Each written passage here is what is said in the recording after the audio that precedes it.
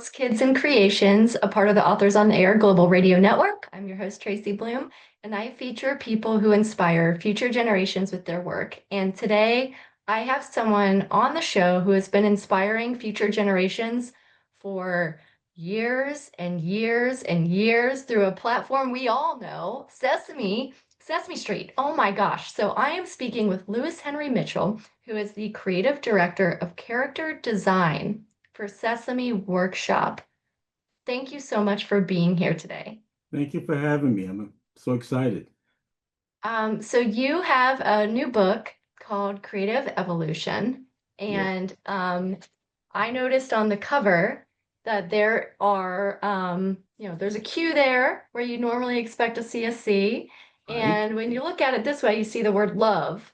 Yes. And I was just kind of wondering about, I guess, the title of your book, and then we'll jump into a little bit about you and all the things that make you you, which is so Sure. special and unique. So, how did you come up with the title for your book? Well, to be honest with you, I've always been curious about creativity, obviously, like all kids are. But the thing is that kids usually are the ones that don't really question it. They just know they're creative. But as time goes on, I started to try to understand more about my own creativity. But then I realized, there's something that's it's evolutionary about this because you grow from one stage to another stage. So and evolution doesn't mean just change, it means something completely brand new. So as we grow, we completely become new. So I said, well, that's what creative evolution is to me. I keep on becoming a different person, a stronger person. Even though the foundation's there, I keep growing in another direction, which is just so exciting. So that's why creative evolution. The reason why I have a Q there, it's in the subtitle. It's to question everything, to find your creative fulfillment. And Yeah. the word love there is backwards because love is always supposed to be going out. Yeah, you take it in, but you take it in so that it can come outward. So when you look in the mirror, it'll look the correct way because it's supposed to be emanating from you. That's how I feel. It's so beautiful, and there's so many helpful things in the book. I love how you talk about, book friends, and you talk about devouring content and becoming more of a steward of the things that you invite in your life and the things that you're reading and the people around you, and to, don't let the naysayers in. And it seems like a lot of your life, even from early years, was all about good support systems, believing in yourself, Mhm. and then helping others. So, from your early years, what was that moment like where you realized, I want to be in the art space? I want to do this. I love that question. Well, it all started because I was watching a show from way, way back. The show started before I was even born. It's the Ed Sullivan Show. And I remember, loving to watch the Muppets. I would do a running slide whenever I heard Ed Sullivan say, "Here come the Muppets," whatever he said. And that was my moment. So I didn't care who was watching TV. That was for me. Although my mother did tell me to step back from the TV screen. But I was just devouring it. And I always watched the Muppets when, after the Muppet segment, Jim Henson would come out and shake Ed Sullivan's hand. But I didn't really care about that tall guy with the beard. I didn't know who that was until the day came when it was a skit about Kermit the Frog playing the piano, and the piano eventually ate him. So yeah, it's Muppets, that's just the way it is. But this time when Jim Henson came out to shake Ed Sullivan's hand, he didn't really shake his hand because he still had Kermit. Kermit wasn't yet a frog; he was a lizard-like character, but it was Kermit. And he came out and I said, it just blew me away. Something shifted in my head that never shifted back. I said, you mean a man was doing that? I really didn't. Because I mean, you're a little kid. Well, back then anyway, little kids didn't really understand how it was done. You're just enjoying it. When I saw that it was a man back there doing that, it just lit me up. Said, well, if he can do that, why can't I do it? So Jim Henson really became my first real hero, and I actually considered I was 6 years old. I considered that when I got hired for Sesame Street because it never went away. When the Muppet Show came on, I devoured that. Sesame Street came on, I devoured that. Fraggle Rock, the Labyrinth, all those, everything that Muppets did, I just devoured it. So when the opportunity came, I grabbed it. I wrapped my entire life around it, and I'm so grateful. And I love that in your book you give more of a foundational background about um, humble beginnings too, and how you saved money for books and you skipped lunches for books, and you've done all these things to grow over time because it's not like you just as a teenager or a youth stepped into this dream career. I mean, you really focused on it, and you had kind of an artist idol, right? Neil. And Yeah. you eventually ended up working for him. And it just seems like whatever you really focused your intent on, you made steps in that direction. And are there main things about that process or part of your life that you want readers to know about and listeners to know about that time in your life when you were, 17 and you just got your first uh, job working for someone that you have looked up to your whole childhood? Yes, well, again, it's one of those things where I was not confident. I did not have it may seem like it may sound like it. No, I was scared out of my mind to meet Neil Adams. To me, he was like the greatest creature on the planet because of the way he drew. And when I looked at his comic books, I felt like I was watching a movie. He was just brilliant. To this day, my favorite comic book artist. And we lost him a few years back, but we were friends all the way until he passed away. But the thing is that, you know, I really believe that everybody has that calling in their heart. It wasn't just a desire. There was like something in me that was calling me to this, and I couldn't ignore it. Sometimes I tried because, again, I was scared. But I remember walking into this place called the New York Comic Art Gallery, and this wonderful man named Mark Rindner. I said, please, I have to work here because I saw some original artwork on the walls of. I didn't know I could get to see the actual artwork from comic books and other things as well. And these very rare books. So I said, please, I have to work here. And he says, well, I can't really afford to pay you now. I said, well, I don't care. I'll work for free. He says, he can't do that. So he paid me in comic books until he could actually pay me money. But the thing is, because I did that, again, it wasn't me saying I got to work here because I think I'm so great. It was just that I was surrounded by the things that I love. And that by itself, it's like I call it creative gravity. I was pulled into this world. Never, because it was a dingy hallway to go upstairs to this place. As soon as the doors opened, it was like, one of those moments. And I couldn't believe it. So he was so wonderful to me. He took me on. But then he actually said, I walked in one day, again, loving this job. And he said, Lewis, I don't want to lose you, but there's a friend of mine who needs an assistant. And he asked me if I knew any kids from high school, because the High School of Art and Design was right around the corner. He said, you know any kids from that art high school that you can recommend? He was reluctant, but he didn't want to hold me back. So he recommended me to an artist named Howard Chaykin. And then, Howard Chaykin did the first Star Wars comic books, among other things, but that's one of the most significant things he did. And then later on, after a while, he said, Lewis, the first Friday of every month, all the comic book artists who were in New York, they get together in one of our homes just to kind of, get together and have food. He said, would you like to come? I said, oh yeah, I'd love to come. He said, this one's going to be at Neil Adams' house. And that's what floored me. I said, oh my gosh. Then he told me, bring your sketchbooks because I want Neil to see what you do. Now I knew that Neil I love him, but his standards were off the chart. And if he didn't like something, he'd let you know.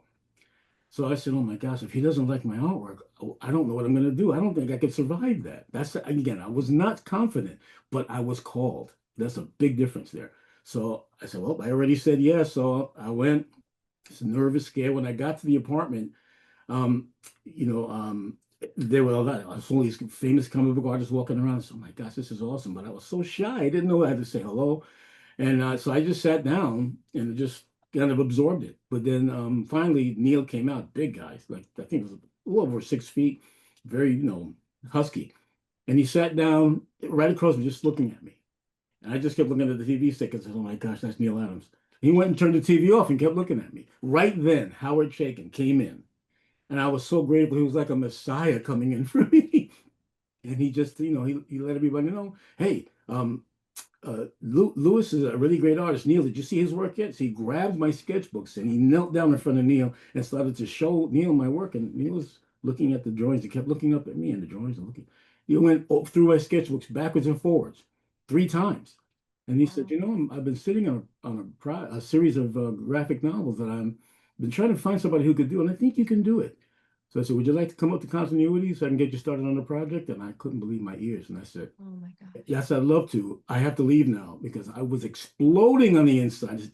He just looked at my sketchbooks. Now, of course, I poured a lot into my sketchbooks. It was just myself, but copying things. Norman Rockwell, my absolute hero. I was, copying his. I was copying Neil. Anything that I could think of, but even like Peanuts, Bugs Bunny, I was drawing everything. That's what he saw. I could draw both realistically and cartoony, and that's what he was looking for.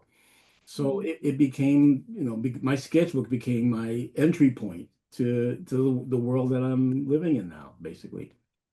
I love that so much. And you touched on so many good things. And I love that your practice became your resume, essentially. All the moments of That's you, great. I never thought yeah, about it like like that. just practicing at home and in your own little world, trying to become better, became the Exactly. thing that opened that door. And it just goes to show that when you put your time and your energy into something you love, it just creates those stepping stones. And You know what I the I kind difference of is? If I can just interject, yeah, oh yeah. the difference is that a lot of people decide what they're going to do. They look at other people and they say, I want to do that. But it's not an outside in thing, it's inside out. Something will trigger you. But the problem is a lot of times something will be triggered and you like me is trying to be an artist. My dad didn't believe in that. Teachers, a lot of people said, no, you can't do that. But it wasn't a decision, it was a discovery. I discovered that in me, and that's what was able to pull me through, even through the dark and difficult times, because it really was something that I discovered and not decided. The decision, you have to support that. A discovery almost supports itself and draws you in, like I said, creative gravity. So I just had to get that in there. Thank you so much. Yeah.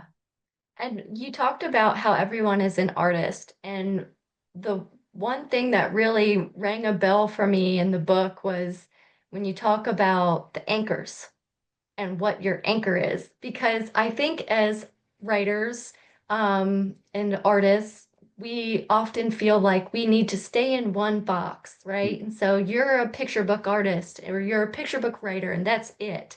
And I love that you talk about, well, what's your anchor? And I went through all these questions, and you have lots of questions in the book that take you down the Question path. everything. Question Yeah, everything. question everything. And finally I went, my anchor is storytelling. So whether it's storytelling as working with kids and helping them tell stories, or working with adults helping them tell stories, or writing picture books. And I really helped myself through your book to find that Oh, I wasn't scattered in a bunch of directions. I found my anchor and it's storytelling. So that's what are wonderful. yeah, what are some things that helped you discover your anchor? Well, again, I'm glad you used the word discover. Yeah. That's really it is because the thing is that I really believe we're led by our hearts. People say follow your heart. It's not just some cliche. There are things that you're attracted to, and there's a reason why you're attracted to them. So, like, I loved cartoons. And the things I learned about classical music by watching Bugs Bunny. I learned about jazz by listening to watching Charlie Brown. And the thing is that there's this serendipitous thing that happens where you're going in one direction, but all these other things are being revealed to you at the same time. So it's like when you follow your heart, everything's being revealed to you that's part of your path. So you have to kind of follow your path, and you can't follow the path someone else picks for you. Because when you're on your path, there's going to be a lot of challenges and things, but those challenges are just to test you and to grow you and to prepare you. Paths on another person, if you go on the path that somebody else picks for you, you're still going to have challenges, but they're just going to burn you out and get you discouraged. That's why staying on your path and the love you have for the things that you're moving toward. Like I love dinosaurs and puppets, and I just stay there. And the thing is that because everything's kind of connected. So even though I like to look at dinosaurs and like that, there are a lot of science and a lot of other things that are attached to it. When I saw Jurassic Park, it blew my mind that they made dinosaurs look so real. The first one, I was there, the first showing on that day in New York City. And I just couldn't believe that they went that far. But it took me beyond the dinosaurs. I said, well, how do you make something that no one's ever really seen? How do you make that believable? So at the end, it just opened up a whole bunch of different branches into other areas. So that's why, you just have to follow your heart and pay attention to the things that you're attracted to. Now, I do have to say this though, sometimes because again, we're human beings, and sometimes something might come up that catches our eye that may not be the greatest thing in the world, but that's just to reveal that maybe you need to pay a little more attention to what's happening in your mind. So, like, say, like I used to eat candy all the time. I was a candy holic. And that wasn't good for me. I mean, occasionally it's all right, but for me, I was like, I won't even get into how far it was. But, you know, I realized that, you know what? I'm attracted to candy, but that's something that's not helping me.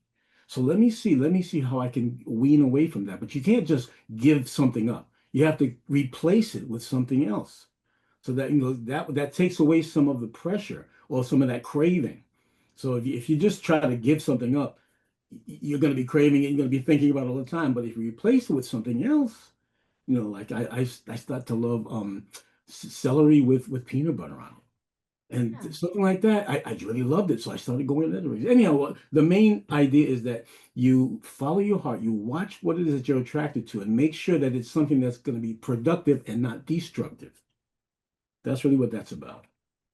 And I think that replacement mentality is so helpful, especially when you look at people that are trying to maybe make the move from working a full-time job that they're not in love with to that artistic path. And so it's not like you're going to replace the whole thing right away, but maybe you start doing more and more of the thing you love Right. so that That's eventually you can evolution. wean off. That's evolution. That is evolution. Yes, it is.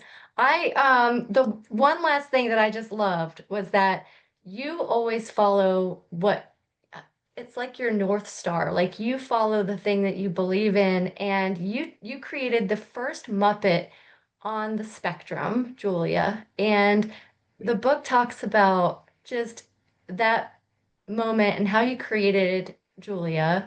And I just wanted to, I guess, get some insight from you on what that was like and how you choose to create too.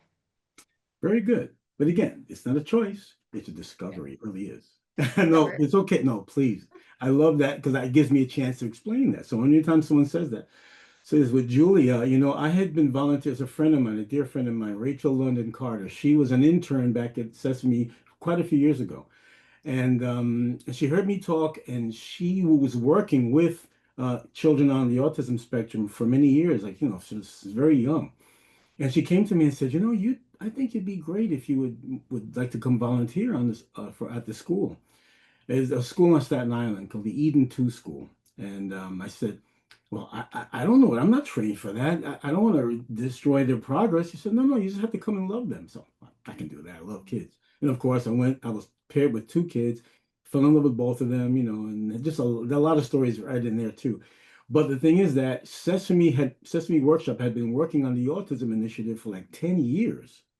I didn't know that, and they didn't know that I was volunteering with kids on the spectrum. So one day, at one day I had to stop because I was using my vacation time to go and volunteer. Now Sesame Workshop has a volunteer program, but back then we didn't. But I didn't want to miss the opportunity, so I used up some of my PTO vacation time. So I remember the last day I was there, I felt really bad, but I said, well, at least I got the experience. I connected with this wonderful person. So Rachel now runs a series of schools, but back then she was like this young person that had a vision for these children on the spectrum. So she invited me in, and I got a tremendous education from that. But then I didn't think anything of it. I said, well, that was good. I'm glad I had the experience. But then one day, another wonderful person, Dr. Jeanette Betancourt, who works at Sesame Workshop, she was in charge of the autism initiative. And she came and said, Lewis, I'm sure you didn't know, but we've been working on an autism initiative for many, many years, and we need a character. And so we've been working on it for 10 years, and now we know how to begin the process, which blew me away that after 10 years of research, now they know how to begin the process, which again, Sesame Workshop is like that.